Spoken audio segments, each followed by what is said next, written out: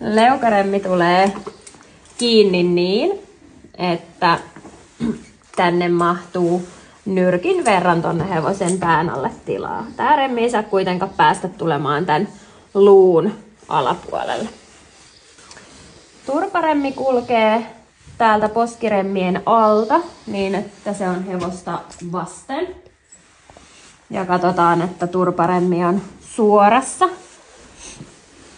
Ja kiristetään se täältä pään alta niin, että taas karvat on suorassa. Sen verran napakalle, että tänne menee pari sormea tänne hevosen turvan päälle. Alaturparemmi tulee kuolaimen etupuolelta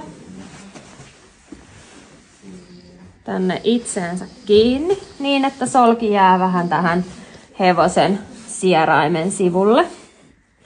Ja samalla lailla parin sormen tiukkuudelle.